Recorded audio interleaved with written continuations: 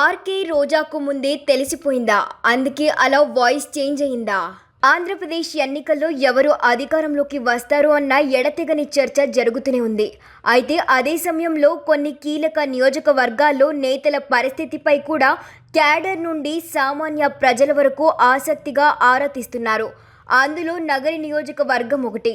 నగరి నియోజకవర్గంలో గెలుపు ఎవరిది అన్న చర్చ కన్నా ఈసారి రోజా గెలుపు కష్టమేనటగా అన్న మౌత్ టాక్ ఇప్పటికే ఏపీ అంతటా స్ప్రెడ్ అయింది. అందుకు కారణాలు అనేకమున్నాయి. ఆర్కే రోజా ఓటమి చెందుతుందని కొందరు భారీగా బెట్టింగ్లు కూడా కాసేందుకు రెడీ అయిపోయారంటే ఏ రేంజ్లో రోజాపై ప్రచారం జరుగుతుందో అర్థం చేసుకోవచ్చు. ఈసారి నగరిలో 87% పోలింగ్ నమోదైంది. ఆర్కే రోజాకు బయట శత్రువుల కంటే ఇంటి శత్రువులే అధికంగా ఉన్నారు. రోజాను ఓడించేందుకు అన్ని శక్తులు ఒక్కటయ్యాయని అంటారు. అది వైసీపీకి చెందిన నేతలే. వైసీపీలో కీలక పదవులు అనుభవించిన వారే రోజాను ఈసారి ఓడించాలన్న కసితో పనిచేశారంటున్నారు. ఇంటింటికి వైసీపీ నేతలు తిరుగుతూ రోజాకు వ్యతిరేకంగా ప్రచారం చేశారని, తనకు స్వంత పార్టీ నేతలే వెన్నుపోటు పొడిచారంటూ ఆమె చేసిన వ్యాఖ్యలే ఇందుకు అద్దం పడుతున్నాయి. ఆర్కే రోజా తన 10 ఏళ్ల ఎమ్మెల్యేగా ఉన్న సమయంలో మిత్రువులను ఎంత స్థాయిలో పెంచుకున్నారో అంతే స్థాయిలో శత్రువులను కూడా పెంచుకున్నారంటారు.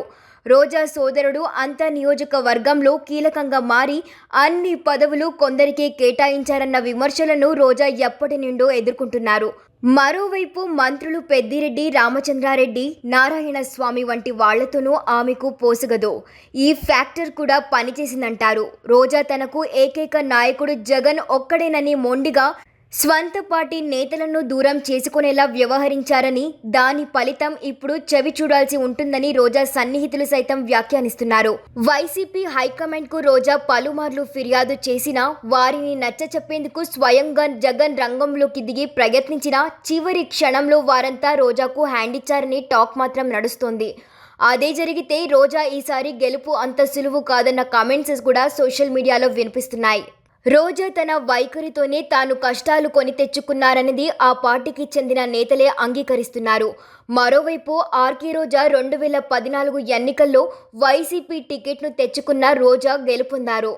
2019 ఎన్నికలలో చివరి వరకు టికెట్ దక్కదని అందరూ అనుకున్న ఆఖరి క్షణంలో జగన్ ఆమె పేరును ఖరారు చేశారు. ఆర్కే రోజా మంచి వ్యక్తే కావచ్చు, వైసీపీలో జగన్కు అత్యంత నమ్మకమైన నేతే కావచ్చు. కానీ స్వంత నియోజకవర్గంలో మాత్రం ఆయన వారిని దూరం చేసుకొని కష్టాల్లో పడుతున్నారు. మరోవైపు గాలి కుటుంబానికి సానుభూతి కూడా బలంగా ఉంది. అంతేకాకుండా కూటమితో పోటీ చేయడం వల్ల గాలి భానుప్రకాష్ ఈసారి గట్టి పోటీ ఇచ్చారన్నది మాత్రం కాదనలేని వాస్తవమా.